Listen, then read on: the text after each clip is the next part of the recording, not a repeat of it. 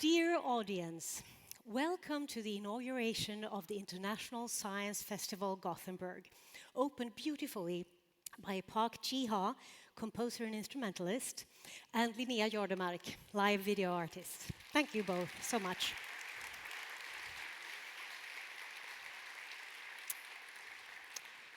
My name is Lisa Kirsebom. I'm a science journalist and I will be your host this evening. And it's a great pleasure for me to get to spend this night with all of you here and to also share it with everyone following us through our live stream.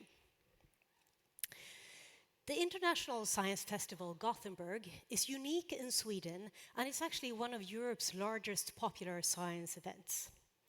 Its mission is bringing science to the public while at the same time providing the scientific community with a meeting space.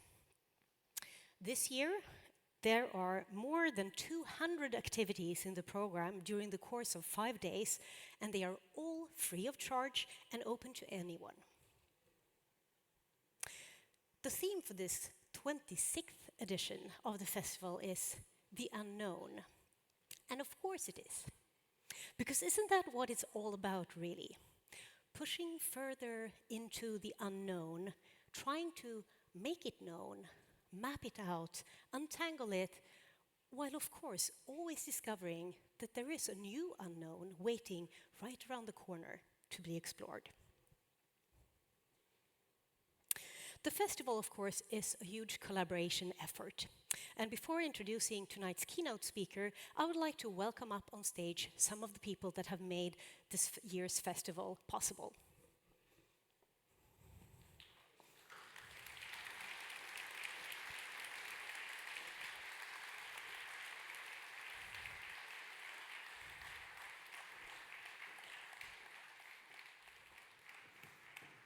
Welcome, all of you.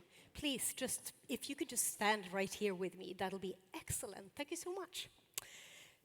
First of all, Carl-Johan Sundberg, you're the chair of the Scientific Council. What do you think is the most important role of popular science and research in today's society? Well, to me, it's almost self-evident, and it is even more clarified with the events of the world today, that we need knowledge. And knowledge is largely created through science, when it comes to formalized knowledge anyway. And science can strengthen, first of all, our ability to orient ourselves in life. It strengthens society in many, many different ways. And I think it's a democratic right to know things. So science is a tool to do this. Popular science, which the festival deals with, is of course a way to communicate in a dialogue with people at large. So I think it's also the responsibility of scientists and the scientific community to interact with all of society. Otherwise, we may lose a lot what we're up to. We can be inspired by people that come up with questions and solutions, but it's also important that we don't sit in ivory towers and do things that may not be relevant always. Certainly. Thank you very much. Now, if you would hand the microphone over to Madeleine here. Madeleine Olsson, Chair of Sten A. Olsson's Foundation for Research and Culture. The foundation is the main sponsor of the inauguration tonight. Why is it important for the foundation to support this festival? Well, since the start, 25 years ago, we have been supported. Initially, Chalmers, the school in Gothenburg, but also entrepreneurship and culture. This is our aim, I think, to support the Gothenburg city and the west of Sweden, the west coast. And our interest is mainly in research and culture. And we are very pleased that we can take part of this inauguration, which have been since 10 years ago, I think. And we are pleased to have been asked and pleased to have the possibility. And also, I'm very glad that so many came here, that there's such a big interest, that the whole festival is free of charge, and many young people, also elderly of course, but our aim is the young people, the learning and the culture. I think that's what I want to say. Thank you. Definitely. Thank you very much. Jenny Turner, please have the microphone. You're the operations manager of the festival. Won't you tell us a little bit about what will be on the program for this year? I was asked to prepare this question, and I was thinking, how can I choose something like that? I mean, I can't choose between which of my children I love the most. I love them equally. So I'm not going to tell you anything about the program. I hope that you will explore the program and take the opportunity to experience something unknown, perhaps. Let's hope they will. Jan-Erik Sundgren, you're the chair of the Board of Trustees. Tell me something about what makes it possible to organize one of Europe's largest popular science events here in Gothenburg. Two things. First, you need individuals, entrepreneurial individuals with a vision and with devotion. Without devotion, there is no progress. And we have a number of them here tonight. The founder of the festival, Professor Gunnar Bjursell, is one of those individuals. Jenny Turner on my left is another of those individuals with a vision, with a strong ambition to do something. Secondly, as was told by our friends in Beatles 1967, you get along with a little help from our friends. And we have many friends. We have seen some up here, the board of the trustees, comprising a number of different organizations that has been with the Science Festival for a long time, supporting it. We have foundations like the Stena Foundation that generously have supported it. We have other foundations, the Hasselblad Foundation. We have companies that have supported this. We have individuals, we have researchers that come here and contribute with their precious knowledge. So that's two things that I think you can do a lot with. Devotion, and you need a lot of friends, and we are happily having a lot of friends. That is great. Now, Jan-Erik, I believe that you are familiar with the title of the keynote speech that we are about to hear, and so am I. So just finally tell me, if you met the aliens, what would you tell them? Well, I suppose they are wiser, more intelligent than we are, so I would tell them about Beatles. And then I would say, help! We need help to solve the polarization of society. We need help to get fake news out of the door. And we need help to combat the climate change. Thank you very much, Jan-Erik, and thanks all of you for what you're doing to make this possible.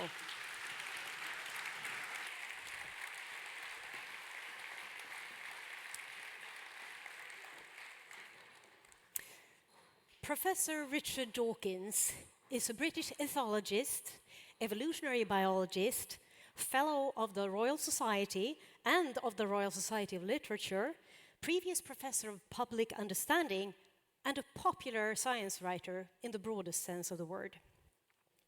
Reaching all the way back to 1976 with the publication of The Selfish Gene, Professor Dawkins has been a best-selling author, spreading knowledge as well as his own undying passion for science to millions and millions of readers and listeners all around the world. The Selfish Gene has so far been published in 4 editions, but also followed by a number of other books, such as The Blind Watchmaker, Unweaving the Rainbow, The God Delusion, The Magic of Reality, and, only this past fall, Flights of Fancy, Defying Gravity by Design and Evolution. We are very proud and happy to have here as our keynote speaker tonight, Professor Richard Dawkins.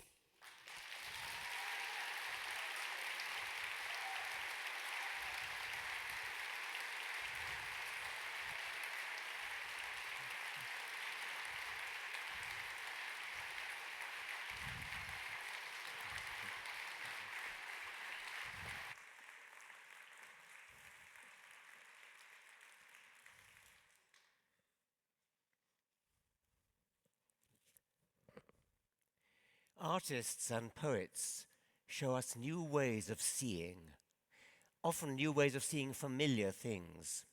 Sometimes scientists and writers about science too do the same thing.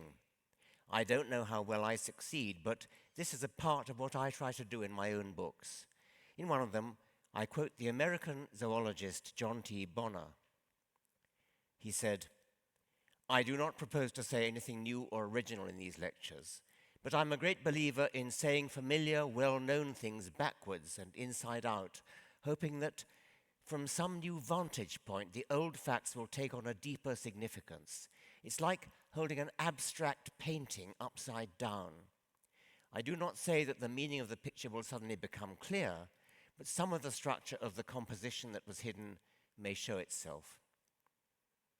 In this lecture, I want to take an upside-down look at what we know by imagining that we are visited by aliens from outer space and are trying to communicate our knowledge to them. Hence my title, What Should We Tell the Aliens? What should we have in common with them? And of course, what can we learn from them?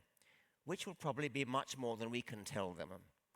By definition, I don't know what they can tell us. I say when we are visited by them, because we are not in any position to visit anybody else. We've only made a little local parochial visit to our own solar system. Actually, visiting us is much less likely than being visited by radio. They're unlikely to visit us bodily. In any case, it won't be a two-way conversation. If we receive any message from them and reply, it will be our grandchildren rather, who can carry on the conversation later because of the great distances involved and the time that the Einstein universe imposes. In any case, they are likely to be so different from us. What could we possibly have in common with them that we could communicate? Something like the same problem as anthropologists face when they do their field work. They tell us that the peoples brought up in different cultures have what seem like different minds. You have to live with the people for years, immersing yourself in their customs, their religion, their folklore, their dietary habits and taboos, before you can really communicate with a member of another culture. Aliens would be even worse. Some anthropologists go so far as to assert that what we Westerners call science has no special standing, no privileged claim on the truth. When we state as a fact that the Earth is much smaller than the Sun and in orbit around it, that is a fact only, according to these anthropologists, only in the context of Western culture. If a tribe of islanders believes the Sun is a god's chariot galloping across the sky, that is just as much a fact, at least to them. Facts are culturally relative. Science is no more than our folklore. Science, it is argued, is just the folklore of our tribe. I shall say nothing about this fatuous argument. But there is something to say here about communicating with aliens from outer space. The huge distances that space imposes makes a rigid filter on the kind of civilization that we could find ourselves in communication with. To get here, they must have mastered a lot of physics. And now to the point I'm making. There is only one physics, the physics that runs the universe. You can mess around with cultural relativity, tribal physics to your heart's content. But no matter how alien they are in other respects, if they're going to reach escape velocity, they must learn the physics of the universe. And if they know how to communicate by radio after interstellar distances, once again, tribal wisdom won't do it. If we do ever encounter extraterrestrial aliens, they will, by definition, have to be master physicists. The bottom line is that you're welcome to be a cultural relativist as long as you're content to stay on your own planet. But escape velocity imposes a rigorous nonsense filter. So does building an interstellar radio communication system. You can blather to your heart's content about science being the tribal myth of our Western society. But if science is a tribal myth, you'll find it's the only myth that even comes close to being shared by other tribes orbiting the other stars. Whatever else we can communicate with them about, the minimum we shall have in common with them is physics. But we mustn't be arrogant. A cautionary tale. back to the 19th century when Lord Kelvin, one of the great physicists of the 19th century, delivered himself of these three statements. Radio has no future. Heavier than air flying machines are impossible. X-rays will prove to be a hoax. So we must be careful. Where physics is concerned, we shall be on the same wavelength as the aliens, metaphorically as well as literally. But to them we may seem like children, proudly and naively showing them our toys. As Isaac Newton himself said, "I do not know what I may appear to the world, but to myself I seem to have been only like a boy playing on the seashore and diverting myself in now and then finding a smoother pebble or a prettier shell than ordinary, whilst the great ocean of truth lay all undiscovered before me." The aliens, I conjecture with confidence, will honor their equivalent of Newton and their equivalent of Einstein. I think, too, that they will honor their equivalent of Darwin, and I'll come on to that in a moment. But to name two thinkers who've more than once been promoted as Darwin's equals, I rather doubt whether our visitors will have much interest in hearing about Marx or Freud, other than perhaps as anthropological curiosities. We have no reason to suppose that these men's works are of more than local, parochial, human, earthly, post-Pleistocene significance. But now to Darwin. Will the aliens honor their equivalent of Darwin alongside their equivalent of Newton and Einstein? As I said, I think the answer is yes. I'm sticking my neck out here. I'm confident that the aliens will themselves be the product of a version of what we call Darwinian selection. Space travel and interstellar communication demand intelligence, and intelligent beings are necessarily complex, and that means statistically improbable. That means things that don't just happen. That's what improbable means.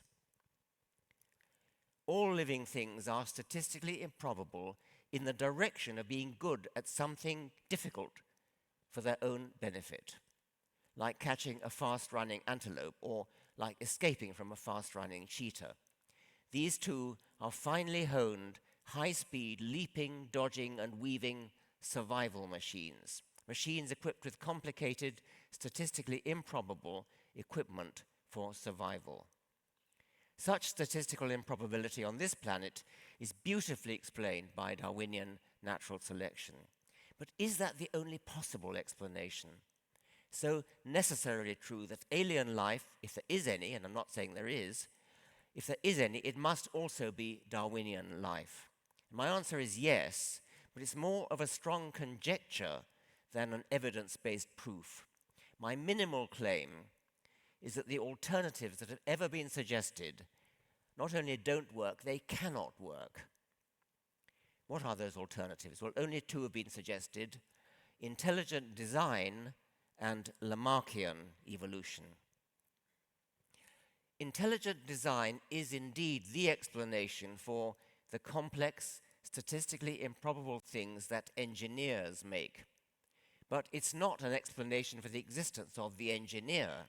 The engineer himself or herself is a product of Darwinian design, evolution by natural selection.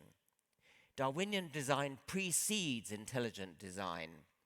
Intelligence arises late in the universe. Having ruled out intelligent design, the only other alternative that's ever been suggested is the Lamarckian theory. Divided into two parts, the use and disuse principle and the inheritance of acquired characteristics.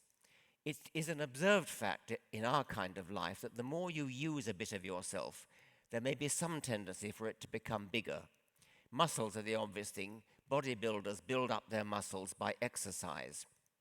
So that's the use and disuse principle. If you use something, it gets bigger. Then the inheritance of acquired characteristics principle is that the child of the bodybuilder is likely to already be born with well-developed muscles. Conceivably, if on some planet acquired improvements could be inherited, then adaptive evolution, according to the Lamarckian theory, could result. The great Francis Crick said of the idea, "As far as I know, no one has given general theoretical reasons why such a mechanism," that's the Lamarckian mechanism, "must be less efficient than natural selection." Crick was wrong. I shall give two general theoretical objections to Lamarckism of the sort which Crick was calling for. First, use and disuse. The principle of use and disuse is far too crude to explain anything like the detailed complexity of life. Just consider the eye, for example. A beautiful mechanism, intricate in every detail, precisely engineered in every detail to form an image on a retina free of aberration, and to report that image to the brain in great detail, in color. The principle of use and disuse cannot possibly be responsible for such detailed adaptation, such detailed improvement. Photons, as they go through the lens, don't wash it clean, don't improve the quality of the lens. The lens gets better for some other reason than mere use. Mere using it doesn't improve it. The same applies to any part of the eye. Coming on to the second principle of Lamarck, acquired characteristics. As a matter of fact, acquired characteristics are not inherited, but that's not a general objection to Lamarckism. One could argue that on some other planet, acquired characteristics might be inherited, in which case maybe Lamarckian evolution of some sort could occur. Ernst Mayr, the great Ernst Mayr, wrote, "Accepting his premises, Lamarck's theory was as legitimate a theory of adaptation as Darwin's. Unfortunately, these premises turned out to be invalid." Again, Mayr was wrong. Even if Lamarck's premises turned out to be right, there is still a fundamental objection to Lamarckian evolution. Most acquired characteristics are actually disadvantageous, not advantageous. They're injuries. They're the scars of injury. Lamarckian evolution will move in adaptive directions only if some mechanism exists for distinguishing those acquired characteristics which are improvements from those that are not. What could that mechanism be? I suggest the only one has ever been proposed is natural selection. If you take even those few acquired characteristics that happen to be advantageous, for example, if you walk around on bare feet for a long time, the bottoms of your feet become tougher and more thick-skinned. The thickening of the skin is an acquired adaptation, but it's not obvious why the change went in that direction. In man-made machines, parts that are subjected to wear get thinner, not thicker, for obvious reasons. Why does the skin on the feet actually get thicker? Do the opposite. Because natural selection has worked in the past to ensure an adaptive rather than a maladaptive response to wear and tear. Even if on some alien planet there is a Lamarckian surface structure, there has to be a deeper Darwinian underpinning, a Darwinian choice mechanism, a Darwinian choice of which potentially acquirable characters shall in fact be acquired and inherited. Darwinian theory has no trouble at all in explaining all these improvements. Any improvement, for example, take the eye again, any improvement in visual accuracy could significantly affect survival. Any tiny improvement may save a bird from flying into an object, fatally misjudging the position of an object and killing itself. Any minute improvement in an eye's resolution of acute colored detail may crucially improve its detection of camouflaged prey, for example. The relationship between selection, Darwinian selection, and adaptation is a direct and close-coupled one. The Lamarckian theory, by contrast, relies on a much cruder coupling, the rule that the more an animal uses a bit of itself, the bigger that bit will become. This rule occasionally has some validity, but as a sculptor of adaptation, it's a blunt hatchet in comparison to the fine chisels of natural selection. In Darwin's own words, it may be said that natural selection is daily and hourly scrutinizing throughout the world every variation, even the slightest, rejecting that which is bad, preserving and adding up all that is good, silently and insensibly working whenever and wherever opportunity offers. We see nothing of these slow changes until the hand of time has marked the long lapse of ages. I conclude from that our alien friends will honor their equivalent of Darwin. But how about their equivalent of Mendel, Watson and Crick, Sherrington? That's more difficult. How much of our planet's biology is confined to our planet, parochial, local, contingent? How much is universal? How likely are aliens, if any, to have eyes and ears, legs, sex, genes that work digitally like our genes, brains consisting of something like neurons? Must all life be carbon-based? Chemists who've thought about it tend to argue that only carbon has the properties necessary to form large, complex molecules of the kind you need for any kind of life. I'm not enough of a chemist to judge their arguments. They sound plausible enough to me. But even if they're wrong, even if, say, alien life is based on silicon instead of carbon, that won't shake my argument that it must have evolved by some version of Darwinian natural selection. That's a more general argument outside the detail of what particular chemistry alien life might be based upon. It must be Darwinian, and that in turn implies some form of genetics.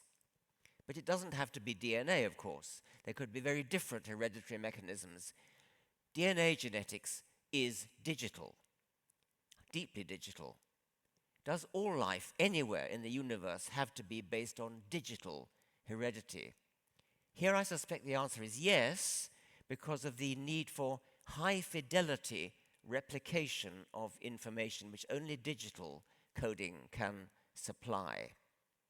But does the code have to be one-dimensional, like the DNA code strung out along a one-dimensional string? I don't think so in this case. A two-dimensional matrix seems like a possibility. I'd like to encourage organic chemists to indulge in constructive speculation and try to build a theoretical alternative biochemistry, an alternative chemistry for an alien biology. Is our kind of biochemistry the only kind that would work, or can theoretical chemists come up with a theoretical alternative biochemistry that might work in an alien life form? Not being a chemist myself, I shall now concentrate on what I know, which is the biology of animals on this planet, and try to imagine how different it could have been, how much of what we know of earthly biology just happens to be true on this planet, and how much had to be true because there's only one way for life to be. The theoretical biologist Stuart Kauffman thought about this problem in 1985 and proposed a thought experiment. I quote, "One way to underline our current ignorance is to ask if evolution were to recur from the Precambrian when early eukaryotic cells had already been formed. What organisms in 1 or 2 billion years might be like? And if the experiment were repeated myriads of times, what properties of organisms would arise repeatedly? What properties would be rare? Which properties were easy for evolution to happen upon? Which were hard?" Kauffman's theoretical reruns went back to the origin of life itself, which is a long way, a difficult thing to tackle. Rerunning just mammal evolution is difficult enough, but we can show some light on it. As it happens, the stage was cleared for possible rerun of mammal evolution 65 million years ago when, as you know, a massive asteroid hit the Earth and the dinosaurs abruptly went extinct. The mammals then got their chance at that point to fill the shoes of the dinosaurs. Well, it would be nice to rerun that chapter of evolution twice or even 3 times. Of course, we don't want another asteroid strike. But fortunately, around that time, plate tectonics saw to it that there were several large continents which became more or less isolated. South America was isolated then. Australia was and still is isolated. Africa was isolated. And on all those places, mammal evolution took off in the vacancy left by the death of the dinosaurs. And so we got 3 different, or more than 3 different, reruns of mammal evolution. I'll just talk about Australia briefly. This is Thylacinus, the Tasmanian wolf, which survived into living memory. It was driven extinct by colonial farmers. There should be a movie running, I don't know whether it is. No, sorry, the movie didn't work. I think it's because I haven't got the internet connected. But here is a set of Australian mammals and their opposite numbers in the old world, in Asia. And you see that there's a marsupial mouse, a marsupial, I can't see the screen, a marsupial mole, marsupial anteater, marsupial wolf, and marsupial flying squirrel, which more or less parallel their equivalents in Asia. So they're not exact, but very strong suggestion that you could rerun the evolution of mammals twice and you get something like the same result. And the same could be said of South America as well. Here's another example of some convergences. There are at least 4 independent evolutions of the saber-tooth design. The familiar saber-tooth is on the left, Smilodon.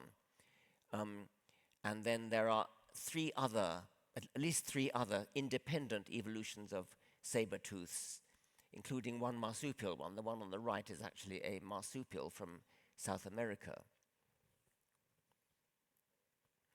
On the left, we have crustacean, so-called pillbugs, and on the right, we have millipede pillbugs. They look almost exactly alike because they have the same way of life.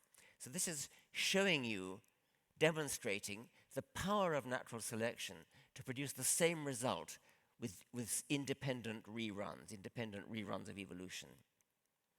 The eye has evolved at least 40 times independently around the animal kingdom. At bottom right, you have a vertebrate eye and an octopus eye, which work on the same camera principle. On the bottom left, we have a compound eye, which works on a totally different principle. Top left, that is a reflector eye. Instead of using only a lens, it uses the reflector principle, which, as you know, is another way of forming an image. On the right, we have a spider.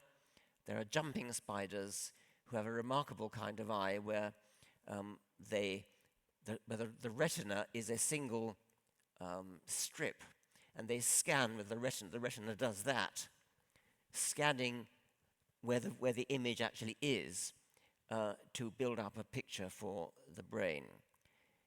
Anyway, that's just half a dozen of the 40 times that the eye has independently evolved. So there's a reasonable guess that our aliens are likely to have evolved eyes. Eyes are apparently a very easy thing to evolve. It's a kind of eagerness in evolution to evolve the eye. That's assuming that their planet is not shrouded in perpetual fog, in which case eyes won't work, but ears will still work, and we know from our own nocturnal animals that ears can do something like the job of eyes using echoes. Bats and whales both independently have evolved highly efficient methods of finding their way around the world, catching their prey, using the echoes of cries that they themselves make. Their brains must be building up something like a model of the world, equivalent to the sort of model of the world that we as visual animals are familiar with. Echolocation, sonar of this kind, has evolved 4 times independently in bats and whales, and also in 2 different groups of birds. Like any zoologist, I can search my mental database of the animal kingdom and come up with an estimated answer to questions of the form, how many times has X evolved independently around the animal kingdom? It might make an interesting research project to do these counts systematically. And I imagine that some X's will come up with many times, like eyes, and others will just a few times, as with echolocation, maybe others with only one time. Flight, true flight, seems to have evolved only 4 times in insects, pterosaurs, bats, and birds, plus a number of others that glide, but true flight where the animal stays up indefinitely has only evolved 4 times.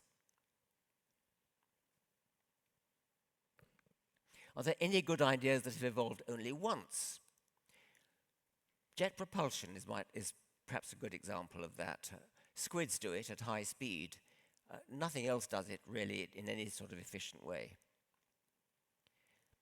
The wheel, famously needed to be invented in human history, has it ever evolved in nature?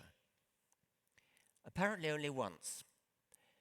In bacteria, the flagellum of bacteria is a true rotating bearing. There's a true rotating bearing in the cell membrane, the outer membrane of the bacterial wall, and it rotates in a true fashion. A little motor in the membrane that goes round and round, driving the flagellum. That seems to be the only example where the eye has evolved. It's not easy to imagine how large animals could possibly evolve wheels. At least our kind of animal would need to supply the wheels with blood, or some form of nutrition anyway, and blood vessels will get tangled up around the axle. So maybe that's a rather unimaginative objection, but it's possibly maybe the reason why the wheel hasn't evolved. Another possible reason is that wheels are only good if you've got roads, or at least flat paved surfaces. On a ploughed field, a galloping horse will easily outrun a wheeled vehicle. Might humans, or something like humans, evolve more than once in Kaufman reruns or on other planets? The prevailing orthodoxy says no, and science fiction authors who naively people their alien worlds with human lookalikes are apt to be criticized for their lack of imagination. But Simon Conway Morris, who's one of our leading paleontologists, it bucks the trend, takes an alternative view. He thinks that in reruns of evolution, humans, or something like humans, bipedal animals with hands, eyes looking forwards, big brains, like humans, would evolve many times in such reruns. He is not saying necessarily that we'll find them in outer space, but if there is life in outer space, he would predict that something like human life would be there. Conway Morris is a great enthusiast for convergent evolution, as am I. I think he and I are probably the most extreme examples of biologists who emphasize convergent evolution. Conway Morris has a book, Life's Solution, in which he has, like many books, a subject index and an author index. But he also has, and this I think is unique, a convergence index, an index with nothing but examples of convergent evolution. And it runs to 10 columns of examples of convergent evolution. He makes the point that far from regarding convergent evolution as something strange and unexpected and surprising, we should regard convergent evolution as the norm, because natural selection is so powerful. Of course, it's a mighty stretch to go from that to say that on other planets we would expect convergent evolution to produce the same results, because the local conditions will be so radically different. I mean, just take one example. If the gravitational field is very different on an alien planet, that's going to have huge consequences, which we can predict actually using the principles of physics. If a planet has a very strong gravitational field, much stronger than Earth, then you would expect animals the size of mice to be built along the lines of a rhinoceros, with great big sturdy limbs, and a planet that has a very weak gravitational field, you'd expect to find animals the size of a rhinoceros built like a spider with long spindly legs. That sort of prediction we can make. But to go from the power of natural selection to produce convergent evolution on our planet, to say that therefore it's likely that alien life would have something in common with us because of convergent evolution, that is a big stretch. But it's probably the best we can do at present. At least I would go so far as to say that we shouldn't necessarily scorn science fiction authors who people their world with alien life that looks like human life. When I was a child, I wrote a science fiction story called Bobo Goes to the Moon, about a little dog that went to the moon. And I had enough sense to realize that the inhabitants of the moon would be unlikely to speak English, so I made them speak French instead.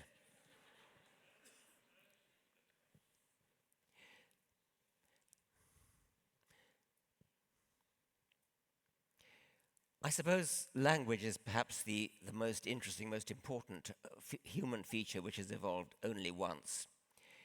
The two main features which mark human language out as unique on this planet are its huge vocabulary and its hierarchically nested syntax, which makes it indefinitely expandable.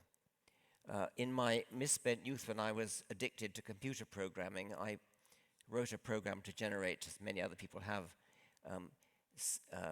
grammatical sentences using the principles of hierarchically nested grammar. And I remember I didn't actually have vocabulary, it just used words like adjective and noun and adverb. And one sentence that it produced was, the adjective noun of the adjective noun, which adverbly verbed in noun of the noun which verbed, adverbly verbed. Now that is actually a correct grammatical English sentence, and you could people it with actual vocabulary if you wanted to. And that has the singular property that is indefinitely expandable. It's something I think is unique. I mean, plenty of animal species have communication. Plenty of them have calls and visual gestures and things which are very effective, very beautiful in some cases, used in courtship displays, using in aggressive territorial displays and so on. But none of them, I think, have this property of hierarchical nested syntax. I suppose it's reasonable to speculate that the aliens who, if they do visit us, either directly or by radio, will have evolved something equivalent to language as well. Otherwise, they wouldn't have developed the cooperative technology to get here. It's a bit like the filter I mentioned earlier, the physics filter. There'll be something like a language filter. If they don't have language, they're unlikely to develop the technology to get here. Possible alternative, I suppose, would be direct mind-to-mind connection. But in that case, it's rather hard to speak of more than one individual. And if the alien life form is a single, supremely complicated individual, it's hard to see how it could have evolved in the first place. Darwinian evolution demands separate individuals for something to select between. Whether the language of the aliens will be sufficiently similar to ours that we have the remotest chance of communicating with them is an open question. As I said at the beginning, two-way conversation is prohibited. All we can do is send messages out in the faint expectation that they may one day be picked up. And perhaps their intelligence and technology will be sufficiently advanced that they, or machines built by them, will be able to learn our kind of language if a message is sent out by us, if it should ever reach them. We have a better chance of picking up messages from alien life. This is the aim of SETI, the search for extraterrestrial intelligence. Arrays of dishes like this patiently listen out for radio signals which are they would be diagnosed as being too improbable to have been generated by physics alone without biology. Perhaps a simple call sign specifically designed to demonstrate the presence of life. Prime numbers is a favorite example because it's reasoned that only evolved life would be capable of generating a long sequence of prime numbers. And similarly, if we want to advertise our existence, prime numbers might be a good start. What else might we say? I've recently joined a committee to devise a message that we might send into outer space. A new version of Carl Sagan's initiative, I think it was 1977, in placing a pair of data disks on the Voyager spacecraft, was launched into deep space in 1977. In the faint, vague, forlorn hope that it might one day be picked up. And I've been involved, I've just joined a committee to try to devise a new message along the same lines. So it's much in my mind, what should we say? What should we tell the aliens? I call it our cosmic tombstone, because if it is ever read by anybody out there, it'll be in the very far future, and we shall all be dead, and humanity probably extinct. There will be no humans left to appreciate Beethoven or Shakespeare. The biologist and prose poet Lewis Thomas was once asked what he would broadcast as humanity's last testament to the universe, and he replied, Bach, all of Bach, nothing but Bach. But that would be boasting.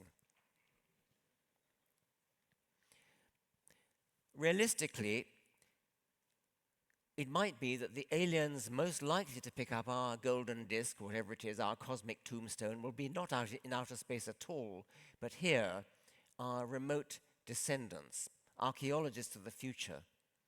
Perhaps in addition to sending the golden disk, the cosmic tombstone should be buried all over the world, perhaps different copies of it, for archaeologists of the future to dig up.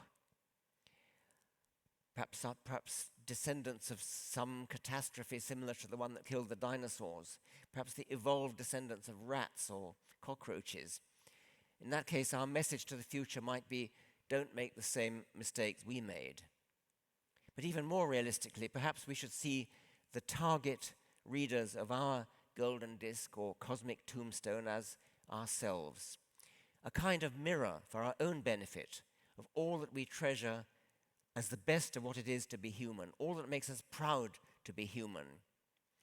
What does a legacy look like when it's a legacy not of an individual, not even of humanity, but of the entire evolutionary process of which we are a product?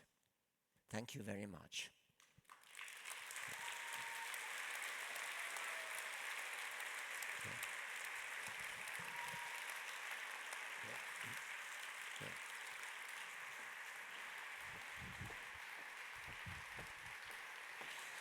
Thank you.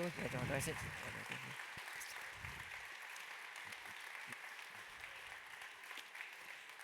Thank you very much, Professor Dawkins. This was enormously interesting. I'm now very happy to invite up on stage the rest of this night's panel. So if you would please take a seat at the very end of this line of chairs, we will move on into our next stage and talk about this presentation and about many other things. Yes, step right ahead. I'll wait to introduce them until you can actually see them.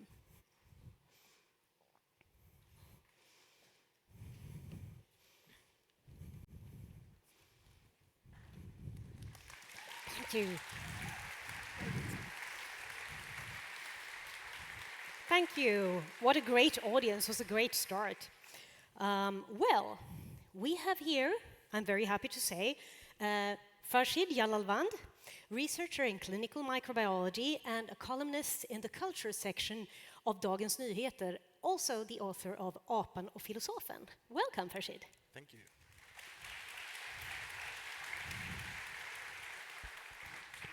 Jonna Bornemark, professor in philosophy at Center for Studies in Practical Knowledge at Södertörn University, author of several books, among them Det omätbaras renässans, Horisonten är alltid kvar, And previously, last year, I believe, Jag är himmel och hav. För en vecka sedan. Sorry, it's that new, really? It felt so Couple of established weeks already. Excellent. Welcome, Jonna.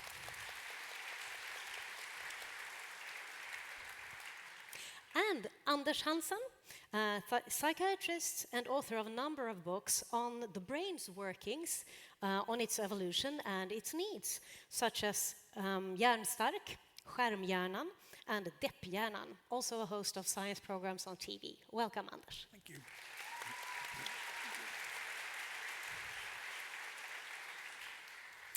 I would like to start out with just one question to you, Richard, on your presentation, and then we'll move into Susie if you have questions or comments on this and on the subject of the unknown. First of all, could I ask, is this loudspeaker now working? Because it'd be quite nice if it was, I think. I find it quite hard to hear when the sound is booming out into the hall. Do other? I agree. Yeah. Yeah. Right. It's Because difficult I to- asked for that to be switched off when I was talking, but Right. perhaps now it would be helpful. Now you're not hearing me properly, is that so? Yes, it's because the speakers are booming out into the hall and Yes. not back this way. Yes. So now our tech staff know of our problem and they'll try to do something about it. Thank you very much. Very good that you pointed that out.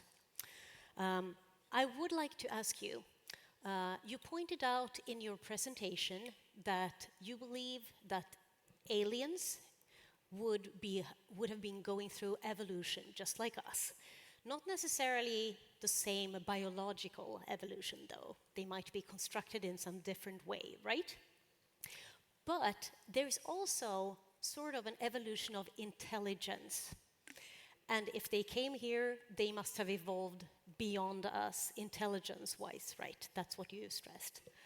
Do you believe that also means that they have actually passed through our particular stage? Would they recognize our level of intellect, even though we were very different biologically? That's interesting. The question is whether, given that they must have evolved a higher intelligence than us, they would have taken the same route through our kind of level of intelligence to get to where they are. I don't know the answer. That's a very interesting question. Is there more than one route to the sort of superhuman intelligence which they must have? If they have superhuman intelligence, then I suspect that they will be able to understand our level. But whether that means they pass through our level in the same way, I don't know. I speculated that they must have something like language, but I'd be interested to know whether other members of the panel think it could be so radically different from our kind of language that we couldn't communicate with them. Right. Thank you. If they came here, they would obviously be very interested in the unknown, or they wouldn't have come all the way to us. Humans have also always been very interested in the unknown. Do you think that that's what has made us intelligent, or is it intelligence that have made us move on? What do you think, Farshid? I would argue that intelligence, in some sort of a primitive sense, precedes our ability to ask questions and to wonder. You have some sort of a primitive intelligence for how to hunt, how to gather food, and from there, I believe there's been a natural selection in the human species for more advanced forms of intelligence. So I would believe that intelligence most likely precedes our quest for answers. Do you think so too, Jana? Maybe so, but I'm not so sure that humans are that good to relate to the unknown. Right? I think we are often very quick to go to the answers, to look for the answer, to listen to what others says is the answer. I actually think that to stand in relation to the unknown is something quite different. It is also to start out with humility. Humility. Humility. No, that's ödmjukhet. humbleness. Humility, actually. Humility. Okay, Yes, thanks, yes. sorry. And to also stay in that and be very good at listening and to change your mind and to put on all sensibilities, not just a cognitive thinking, not just that. And do other animals do that? Well, actually, do we know? Is there any way we could actually answer that question? Wouldn't too quickly answering that, saying, no, other animals do not do that, wouldn't that be not to listen close enough? Maybe. At least we need to open up the question, because I do think that I don't. Of course, the horizon of not knowing somehow is totally necessary for science to move toward. But what it means to live within horizons that constantly, which stays, they're constantly there. And how much I move, they will stay. That, I think, is to relate to not knowing, Right. to the unknown. Anders, what do you think about the unknown and the intellect and not being able to handle the unknown, as Jonas says? Well, I think that there's a part of the intellect that is curiosity, that is perhaps uniquely human. There were different species of Homo, of course, and we were the only ones, or several of them left Africa, but we have conquered all continents. So In a has the way that rats. there were Neanderthals in Europe, of course, and Erectus in Asia, but we have spread on all continents. So there's maybe this drive, this searching for the unknown, venturing further. What's beyond the next river? What's beyond the next mountain ridges, etc. Even though you have enough calories where you are, we constantly strive forward. And now that drive, that curiosity, is something that is venturing us into space, and of course creating a new form of intelligence with AI and so on and so forth, when there are no geographical borders to explore. I think that's a very interesting point, and I think it's something that evolutionists have to treat as a challenge. That why it is that an animal which was naturally selected to survive by hunting and gathering in Africa somehow manages to produce an Einstein and a Max Planck and a Darwin. These are mental skills which cannot have helped our ancestors to survive in any very obvious way. And it's a challenge to think how it is that the mental skills that enabled our ancestors to hunt a bit more efficiently, to gather a bit more efficiently, to find water holes and to find shelter for the night. Fairly mundane tasks, you might think, compared to solving the riddles of quantum theory and relativity. What an astonishing thing it is that our brains have this emergent property which enables them to. And what is there going to be some limit to it? Will there be some deep problems in physics, theory of everything, perhaps, which the human mind is incapable of grasping because of our evolutionary past? Or is it an open-ended thing? Is there always going to be another mountain over the horizon when you climb this one? Or will there come a stopping point where we can no longer advance any further because of inherent limitations of our brain? It seems to me we have no right to assume that our brains should be capable of understanding the deep problems of existence. That's where science comes into the picture, I think. Yes, That's exactly yes. where science helps us. But how amazing it is that we can do science as an emergent property of the more mundane things that our brains were naturally selected to do. But what do you think it has done to us as humans, the way we see ourselves and the way we see our world, that we have gradually come to understand more very physical things like the way the universe works and the way our bodies work, etc.? How does that change us? I mean, if we have most likely been physiologically the same for 100 or 200,000 years. And it's just recently we started to advance science. And one of the major breakthroughs was, of course, the agricultural revolution. It's like an invention, a cultural change that freed up hands that didn't have to spend all day collecting food. Now, someone could produce food, and other people could focus on other tasks and specialize in those particular fields. And from there, we advanced to scripture and to writing, and then the scientific method. So these things are cultural inventions on top of the evolutionary base, which we had for a long time, but nothing happened. Nothing happened until the agricultural revolution or cultural change allowed us to focus on specialization tasks. And from there on, I mean, every generation, I'll give you an example. After the fall of Rome, the engineering skills in Europe didn't only stagnate, it deteriorated.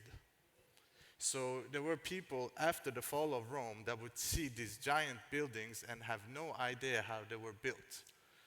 So this goes on to show you how much of our science, of our knowledge is based on prior generations, what they have produced, which allows us to stand on the shoulders of giants and proceed from there to advance science to where we are today, and to look at ourselves as star travelers or things of that nature. Star travelers. What do you think, John? Nothing about star travelers. Actually, I feel a bit uncomfortable saying nothing happened.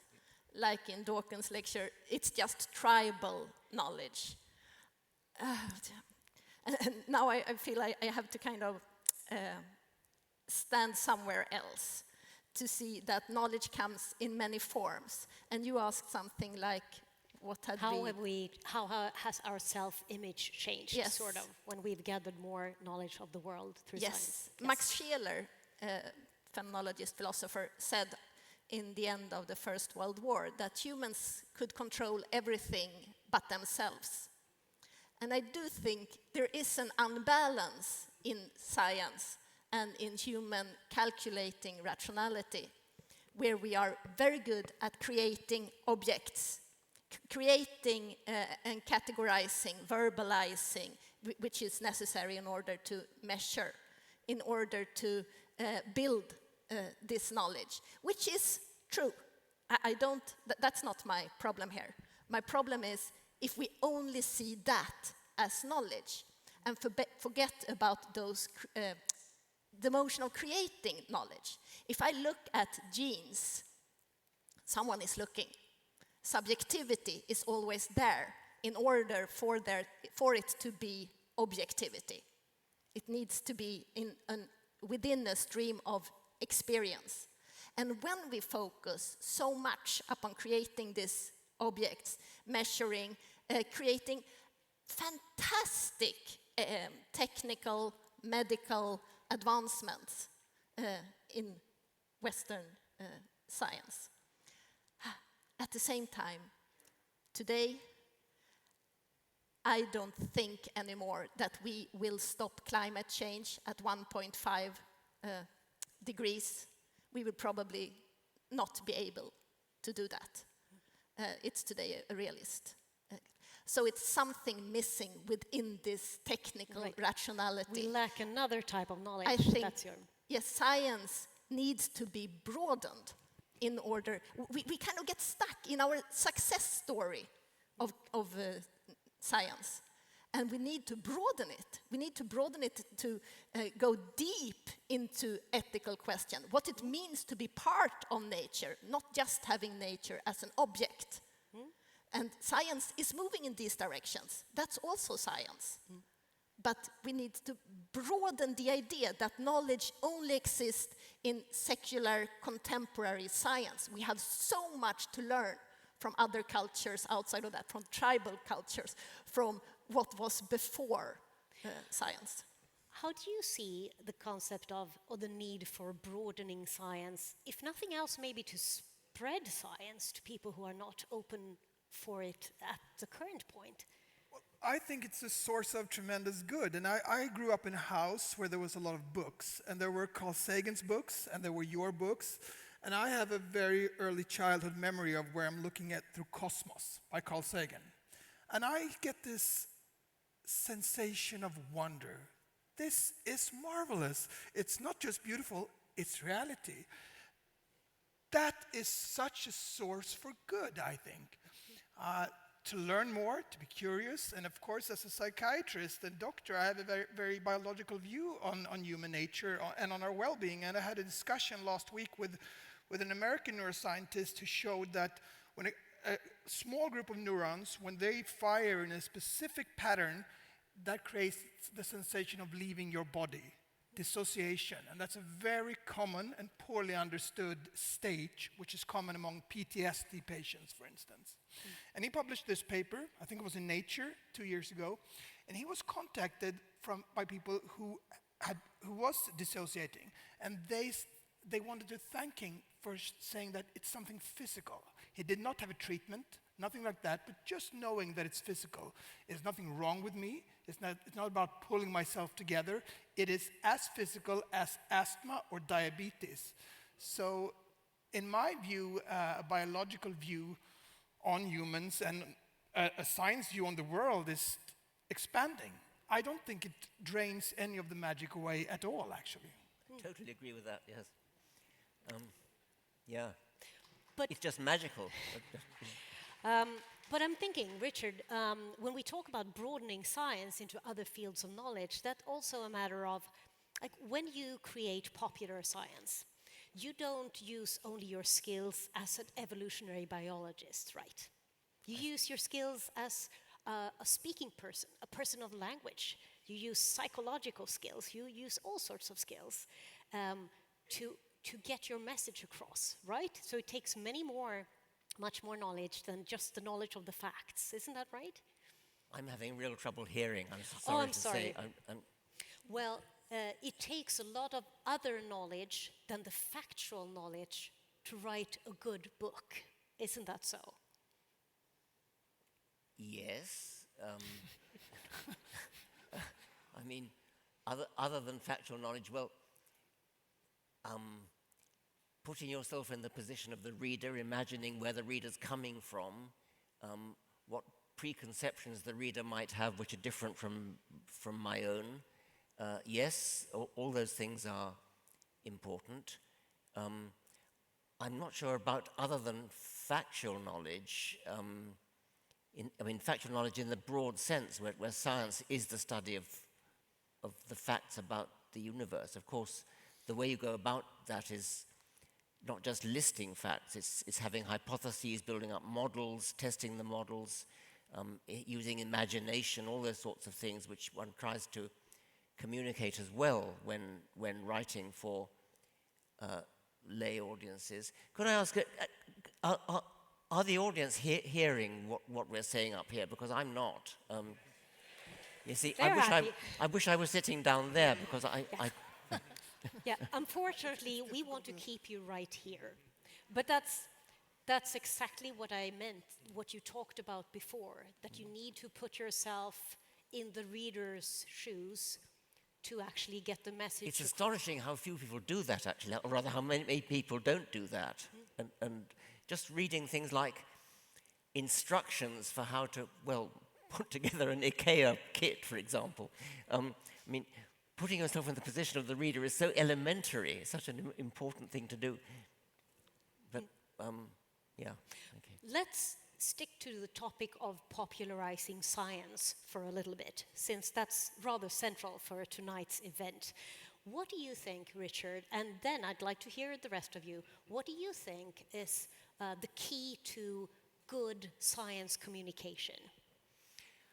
I'm a member of the school of thought which I call the Carl Sagan school of thought, rather than what I call the non-stick frying pan school of thought when trying to talk about science. There is a school of thought that says bring it down to earth, make it mundane, make it familiar, talk about the science of cooking, the science of everyday life. I prefer the science of the stars, the science of the imagination, the science of deep space and deep time, arousing the aesthetic enthusiasm for science rather than the mundane, everyday life aspect of science. I'm not necessarily a believer in sort of bangs and smells way of enthusing people about science. I think talking about the immensity of space and the immensity of time, arousing the reader or the listener's imagination. To give an example, a rather nice children's book, I've forgotten the author's name, to try to give an idea of the size of the universe. They say, get some, this is for children. So you take the children out into the playground. You take a soccer ball to represent the sun. And then to scale, you want to represent the planets. And so you walk, I don't know, whatever it is, 20 meters away. And you put down a peppercorn to represent the Earth. I may have got the scale wrong, it's approximately right. And maybe then a pinhead to represent the moon, about a couple of centimeters away. And then you walk another 100 meters or so to put down Jupiter, etc. And then here becomes the kicker. The nearest star to the sun, Proxima Centauri, pick up another soccer ball and walk 2,000 miles before you put down the other soccer ball. That's the nearest star, let alone the other stars in the galaxy, the most distant, and let alone, again, other galaxies. Now that's astonishing. That really, I mean, children just love that. They get really enthusiastic about that. And I believe in that kind of way of trying to communicate the wonder of science. Well, first of all, it should inspire passion, I think. It's a fallacy in human psychology that anything that is delivered in incoherent prose by someone who is very solemn without any passion, that's the same as truth, and of course it isn't. So passion is the basis for good science writing, and also to put yourself in the shoes of the reader. I'm not here to sound smart, I'm here to make you understand. Simplicity is the ultimate sophistication. Yes, as a philosopher, I'm not always sure that philosophy belongs in a highly specialized language. I do think that we need the specialized language in order to think thoughts through, in order to advance it. But then we always need to be able to come back to ordinary language in order to try to make room for a thought that is, and here I totally agree with you, a thought that will make the reader feel smart, give new aspects of the world, make life more fun, and maybe also create a future which will actually be there. Since I've been talking a lot about vaccines, I've had more like a direct task to explain to people how vaccines work, why you should take them, why they won't give you a different type of side effects. And for that purpose, there's two things. One, you can use a lot of analogies. That usually helps, because if you try to explain the molecular aspects of immunology to someone that doesn't know the difference between a T cell and a B cell, it will be very difficult, especially in a short amount of space. So using analogies helps a lot. Another thing is to just as the previous panelist said, you have to immerse yourself to the level of where the reader is, pick them up from there, and bring them to where you want to take them. And for that, I, unlike Professor Dawkins, believe the mundane can actually help. So if you give a mundane example about, one day my kid asked me this, and from there you take them to an advanced scientific theory, it's much easier for the reader to make that travel when you pick them up with the story about your child or something mundane than going other ways or going directly to the theory in different ways. So that's my strategy usually. Do you think we should be talking more in public about the process of science? That's a good point, and I should have said that before, that you don't just want to tell people the facts, you want to talk about how we know the facts, what the methods are. And yes, I should have emphasized that. That's very important. Why is it important? Because you don't want to give the impression that science is handed down by a kind of pope, and you believe it because it's an authority. You have to inculcate into people a skeptical attitude, to say, what is the evidence for that? How do we know that? Otherwise, it becomes like a kind of priesthood, a kind of arcane priesthood, which you'd have to take on trust, and we don't want that. And this is also especially important if you're talking about medical studies, as I do, or vaccines. You have to tell the audience the reason this study that tells us these results is good is because the scientific setup of the study is a double-blind, randomized clinical trial, and you explain to them how 10,000 people got a vaccine, 10,000 people got placebo, then 100 cases of a disease happened, 95 was in the placebo group, only 5 cases in the, this is a good study. Then if there's another study that comes out that shows that drug X helps, but it's 12 participants in the study, it's a retroactive study, then you have to be able to tell the reader, the audience, whomever is listening, that we cannot trust the results of this study because the scientific setup is not up to par, is not good enough. And when you explain that to audience, to a reader, it's much easier for them to believe you than just saying, this is a bad study, this is a good study, just trust me. So I 100% agree with Professor Dawkins. I think the double-blind controlled trial is one of the most brilliant inventions. It's so simple and yet so powerful, and everybody should understand how that works and why it's important. Jonna? Yeah, I would really like to add the importance of practical knowledge here. There is no theoretical knowledge without practical knowledge. And within the practical knowledge of science, there is also these most important moments when the theory breaks down, when the categories no longer work, when you have to have that sensibility, when you're actually standing in front of not knowing, and you really need to pick up that sensibility.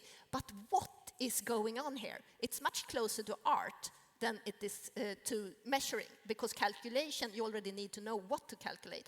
But that moment, which is crucial in science, when you pick up, see new patterns, start to formulate new categories, new concepts, we often skip that part when we tell what science is.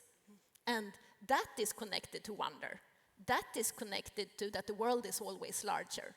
So in order to understand the relation to the unknown, that part is necessary. Otherwise, we don't understand what science is and think we can just calculate and then we know the facts about the world. That's not, it's not as simple as that. Right. Do you think, Anders, that talking more about the processes and what constructs science, could that help when people turn skeptical on what we would call facts?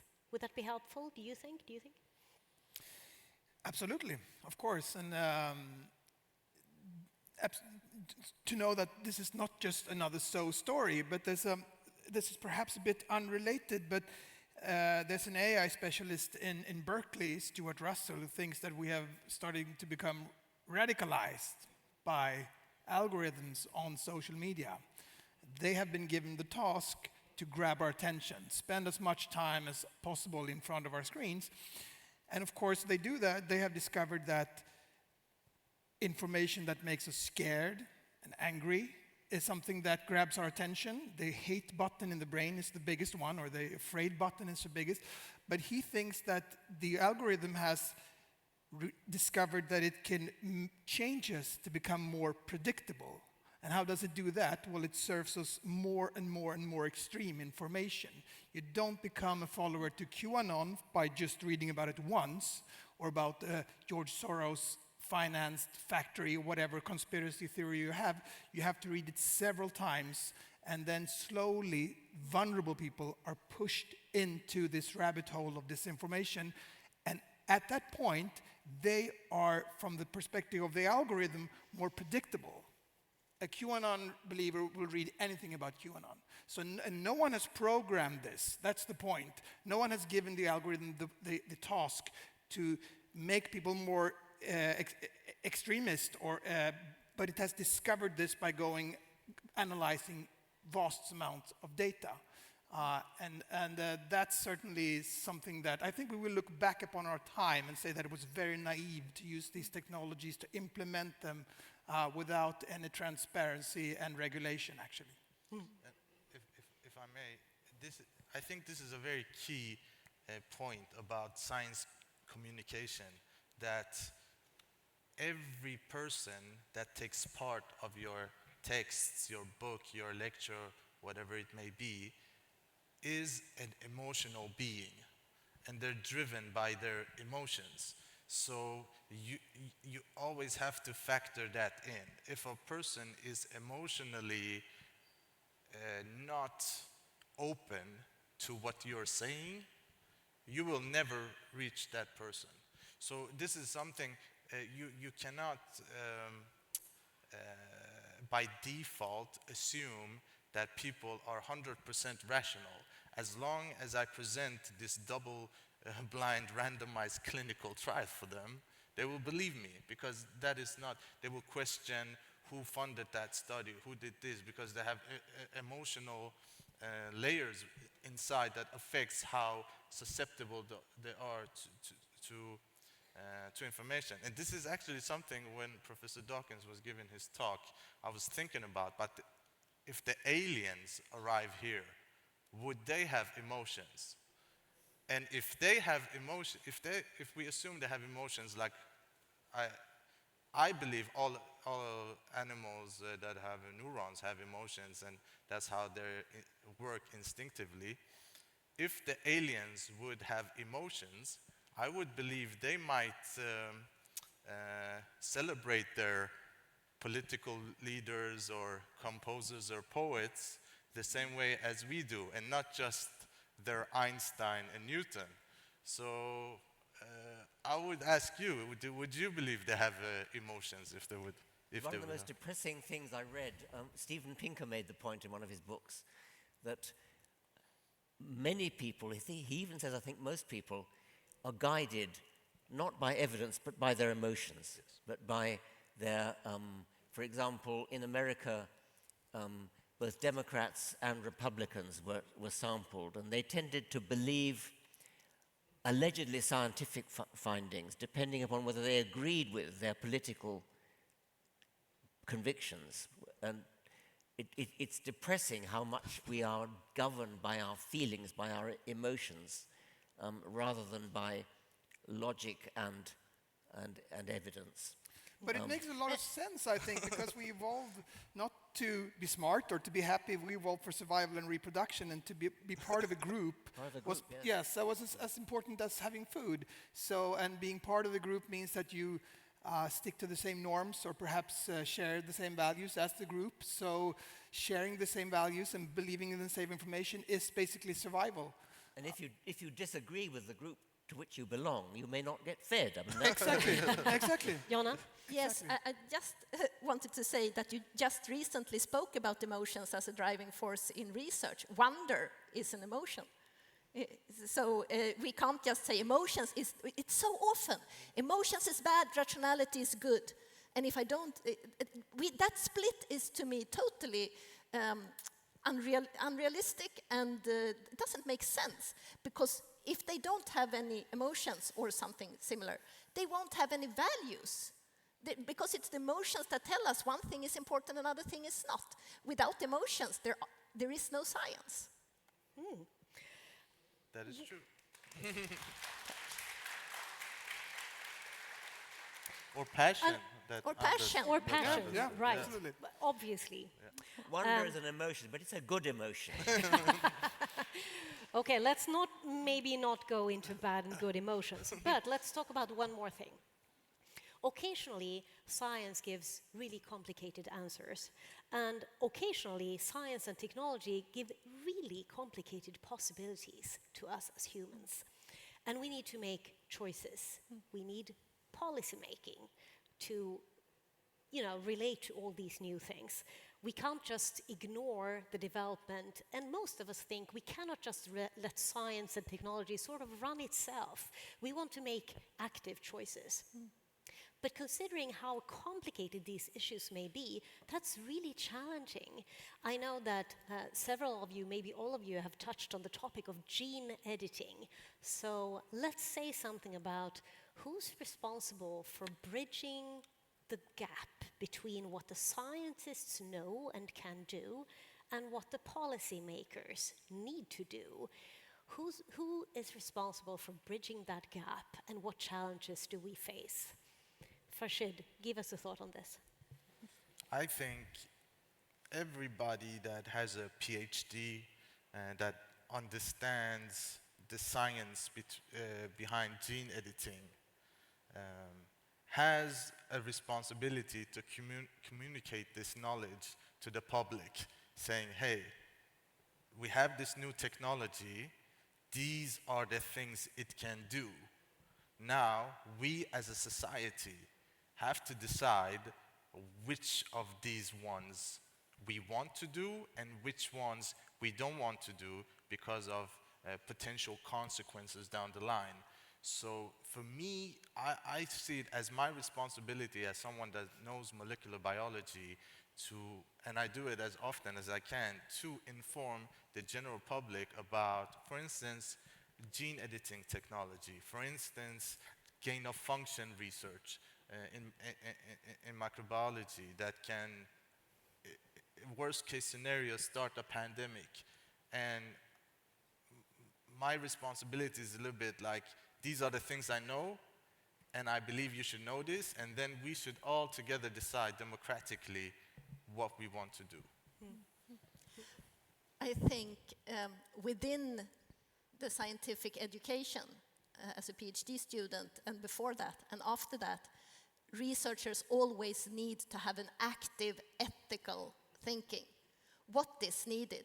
What is important to do? Because often we get stuck in some maybe small detail that we get very fascinated about. And that is an emotion, that is a drive that is important in itself, because you never know what comes out of that. But you need to connect that passion to what is going on, what will happen with this knowledge. We can't cut that knowledge off and say, I'm only producing the tools here. I'm not responsible for what we do with them. We are responsible for what happens with the knowledge that we produce. I'm not sure I have anything to add, but many questions are moving from the philosophy department to reality. If the old problem whether you should push someone in front of a running train to save for persons further down the tracks, that's a philosophy question for ages, and now it's actually something that has to be decided in the self-driving car, which is so and of course gene editing raises a lot of difficult questions. It's hard to argue against the fact that you should edit out the gene that causes disease, like sickle cell anemia or Huntington's or something. But personality traits, where do you draw the line? Where do you draw the line, for instance, dyslexia or obesitas? Well, that could cause the depression further down the line. Well, then that's a disease, so etc. So this is a very complicated gray zone, and of course this has to be addressed and discussed very widely. Or without gene technology, Down syndrome, which we are on our way to extinguish, which is a great loss.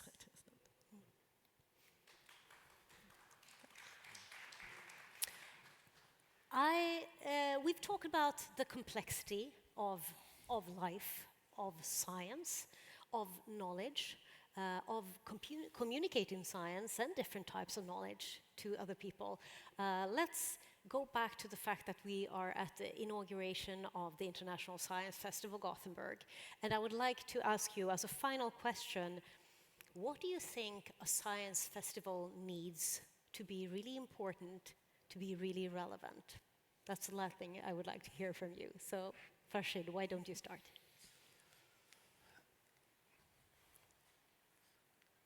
I believe a science festival needs to answer the fundamental questions as well as the applied questions for a general audience. So not just I'm working on vaccine for this disease, I'm trying to develop a cure for diabetes, but also what is it to be a human? What is a human? What is time? These type of questions, I think, both need to fit within a science festival, both the most fundamental questions of what we are, what is reality, what is the world, as well as the more I'm trying to solve diabetes, I'm trying to make a renewable battery and things like that. Thank you. Jonna? Yes, I think science loves to answer, right? And I think that passion is central, is crucial to tell this, we have found this, we now know this. But then in the end of each such lecture, we should open up towards the new horizons, the new questions. Where will this end? What are the ethical dimensions? Where is this going? What do you think? What is important here? What is not important? And also it's so great to discuss such things with children. Because children, I'm not sure that we in every respect actually progress from childhood. Childhood has a value of its own, which is a very open-mindedness towards this. And also, if the child has had a good place, a good room to be in, a place to take this is mine. I can do this. I can think along with these thoughts. So to take that point from the openness of the child and kind of let that guide the science popular discussion. It's not just the scientists telling the facts to the world. It is always needs to have this essence of science, of childish openness, and the world is mine, and we need to explore it. Thank you. Anders? I would say that it should enable more people to join the discussion and create this sense of wonder, this tingle up your spine that going back to what I felt when I opened Cosmos by Carl Sagan. If it could just do that for one person, that's awesome. And it's done its job. Thank you very much. And Richard? I think science is one of the great aesthetic experiences that the human mind can experience. We are inured to that by familiarity. We are so accustomed to living on this planet as we do. And we get so used to it, we're interested in football results and mundane, ordinary things like that. And if you could imagine that you just landed from another planet here and you look around, what astonishing experience to think of the sheer strangeness of it. Imagine going to another planet and opening your eyes and seeing all the strange wonders of this new world that you've not experienced before. We all ought to be in that position here. We happen to have arrived here by being born rather than by coming by spacecraft, but it's as though it should be possible at a festival to conjure up the spirit of wonder, to blow away the anesthetic of familiarity which causes us to treat it as ordinary and boring. It's not boring, it's astonishing that here we are on this one planet that has evolved, on this planet, possibly nowhere else in the universe, has evolved creatures like us capable of understanding how we got here. I mean, that's the most astonishing fact. And any science festival, I think, would do well to try to convey the wonder of that. Thank you.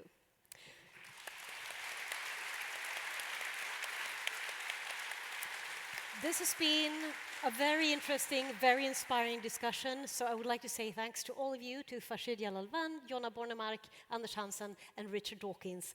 Thank you all for being here tonight. And I say welcome back to Park Jiha.